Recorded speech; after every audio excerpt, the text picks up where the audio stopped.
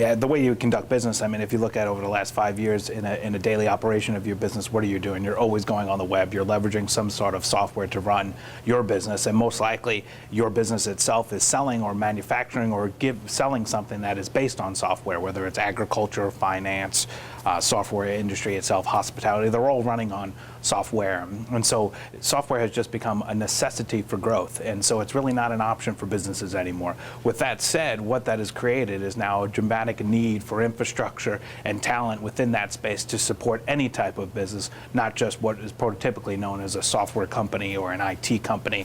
Now the need is much larger because all companies are being powered by technology.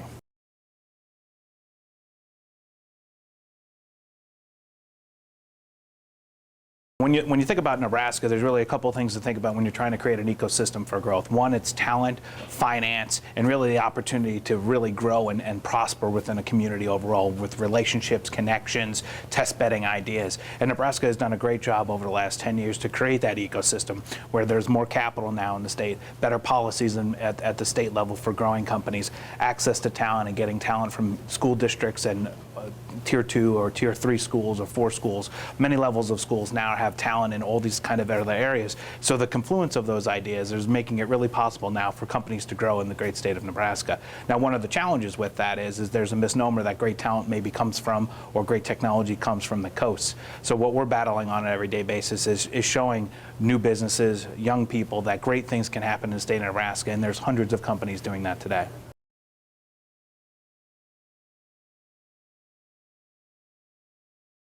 I mean, as far as the growth of our business, the variables that we look at risk as we continue to grow is obviously taxation is a concern of ours in the software industry, making sure that we're able to keep to fund our businesses, finance for new ideas.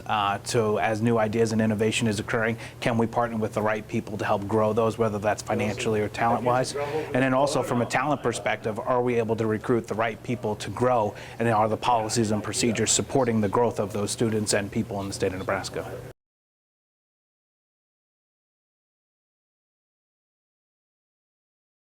Data security is obviously a very complex question, and there's no simple answer to is the data secure or not.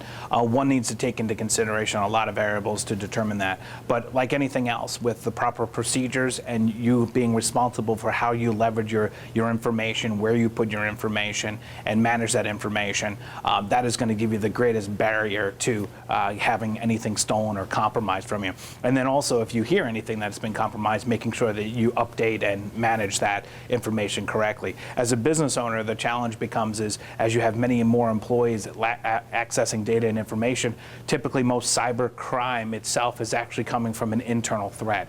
So that's typically employees and disgruntled employees or just data loss of leaving a laptop at a show. So ensuring that businesses are taking that into consideration to protect the data of their employees, because that's where really a lot of the data crime comes from.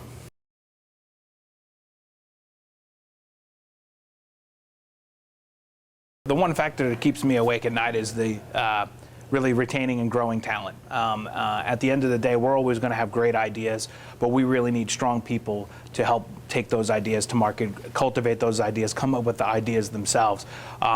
You know, Nebraska has always been a pioneering state, but with software, we want to get more and more people here to take those ideas and grow those businesses. So as we continue to grow, we're always concerned, is there enough talent in the state that we can continue to proliferate the way we are, or do we have to look at potentially opening up offices in other states? It's not an easy problem to solve, but I think it starts in the schools. Elementary school, high school, all the way up through secondary schools, is getting the right programs and the business community engage with those students to, one, show them the opportunities and get them trained on the ideas that are going to get them into jobs and careers where they can be successful in this great state.